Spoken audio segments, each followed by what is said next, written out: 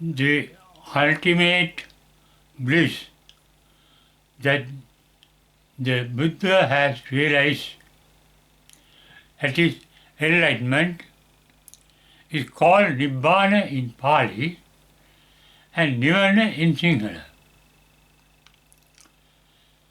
This change of words in these two languages is due to the original ba in Pali has turned into va in Sinhala.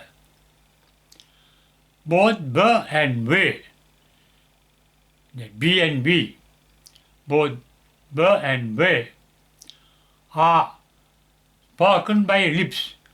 They are called ostaja in Pani's Sanskrit language. By lips.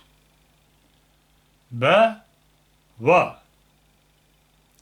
The difference is there is more emphasis in ba than in va, and less emphasis in va. That means when the ba sound is softened, it turns into va. That is why the Tamils find it difficult to speak about Baldia. Speaking B, they call it Valdia. B turns into va. Similarly, Nibbana has turned into Nirvana by being softened through usage in the Sinhala language. There are reports that the Buddha has spoken his message both in Helabhasa and Pelabhasa. Pelabhasa means particle, that's Tipitaka Bhasa. The original writings of the Buddha. In fact, they were written down long after the Buddha passed away. After the Buddha passed away, the enlightened disciples called Arahants have gathered to lay down what the Buddha has spoken throughout 45 years, and they recorded them as they could remember. And these records are carried for more than 2,600 years up to now, uncorrupted, in the original form mostly. Therefore, the original words spoken by the Buddha are in the Tripitaka, the Buddhist canon called Tripitaka. And the commentaries made by the disciples are found in the Atthakatha. Therefore, there is a vast literature of Tripitaka recording the Buddha's words and commentaries made by his learned disciples, enlightened disciples, in the Tripitaka, Atthakatha. The teaching of the Buddha aimed at the ultimate bliss called Nibbana in the mind. In fact, in the Buddhist literature, there is a difference to 32 levels of the mind. The lowest minds are called apaya, hells. Then thereafter the human levels, Manusaloka. Thereafter there are blissful states called Deva, and thereafter there are versions called Brahma. Brahma means super versions of the mind.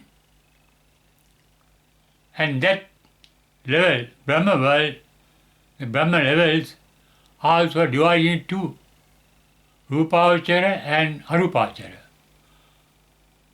Rupavachara has some forms.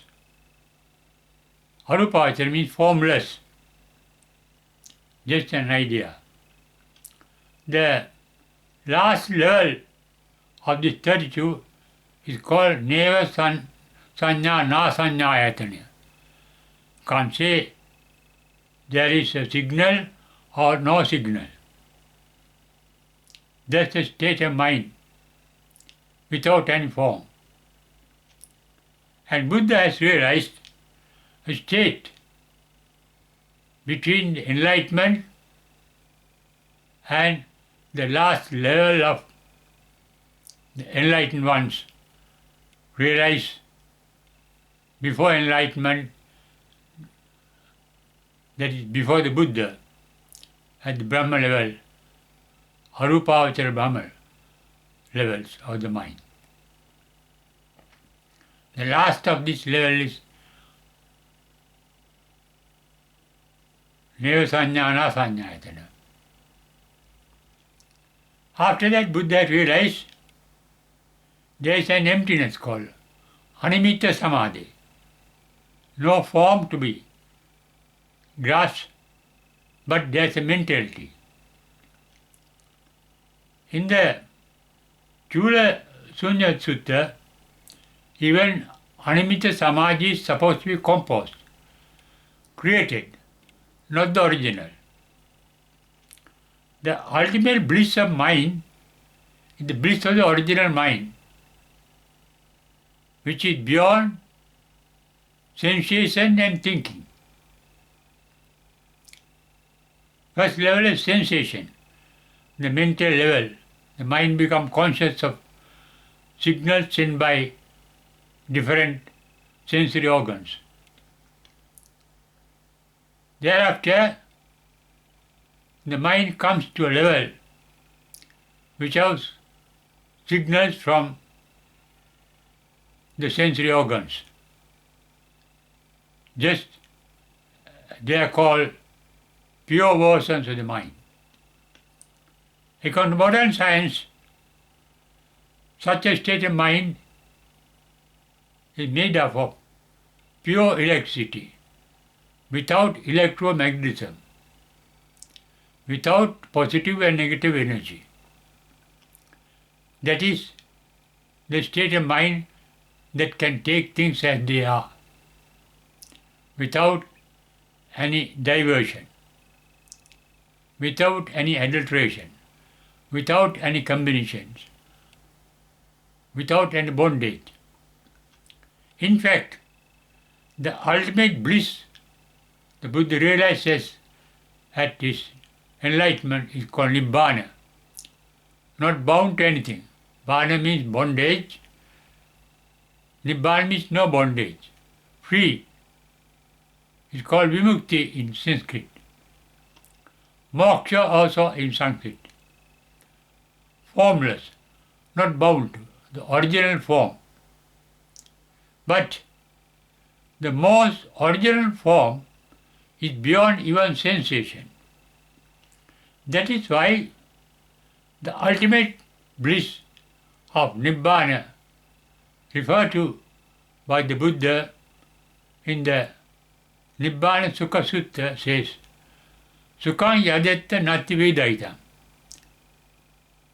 The ultimate bliss is beyond even sensation. No sensation.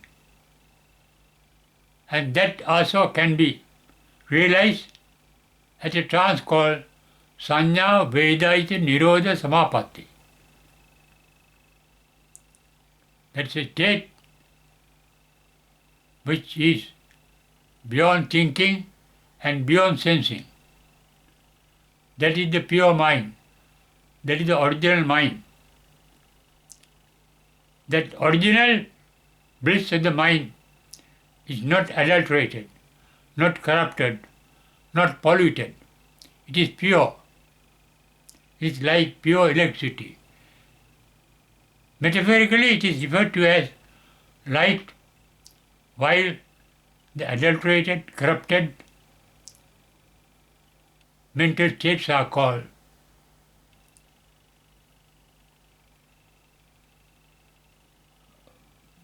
different from polluted. Klesha. Klesha means pollution, adulteration. That pure mind is even without sensation. And that is a state of the ultimate bliss, where the mind is not even burdened with sensation. Such a mind can take things as they are, because that mind is made of pure electricity without electromagnetism of likes and dislikes. That is, without attraction and repulsion. Attraction leads to liking, repulsion leads to disliking. Such a mind, free from liking and disliking, can take things as they are. And that is the ultimate bliss of the mind. The ultimate bliss of the pure mind, unadulterated original mind. That is called the ultimate bliss realized by the Buddha. In referring to that state of mind, in his first paean of joy, called Pitivakya, Buddha has attained Visankara Gatan Chittam at the Enlightenment. What happened at the Enlightenment is even sensation vanished. There is a state of non-sensation. Sanya Vedaita Nirodha. That is the Samapatti at which one can realize or become part and parcel of the ultimate bliss of mind. The mind and oneself becoming one. No duality. Only the bliss is there. Even the bliss is a word coined later, but that bliss can be sensed, can be thought of. That is why the first paean of joy says, Visankara Gatan Chittam, that is enlightenment. Formations, all formations ceased at enlightenment. No mental formations. In the Rohita Sutta, Buddha said, the ordinary beings realize things only through sensation. That is, through symbols, through languages, through images. But ordinary is free from all images. That is why such a state is called arupavachara. But the arupavachara of the Brahma world, or the arupavachara before the Buddha, also composed by the mind.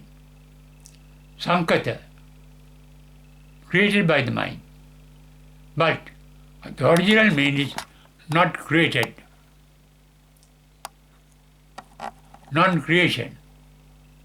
Beyond creation. Beyond Sankara. Sankara means creation. Sankata means created. The ultimate bliss is neither a Sankara or created. Sankata. Beyond both Sankara and Sankata, it's a state ultimate bliss realized by the Buddha at his enlightenment.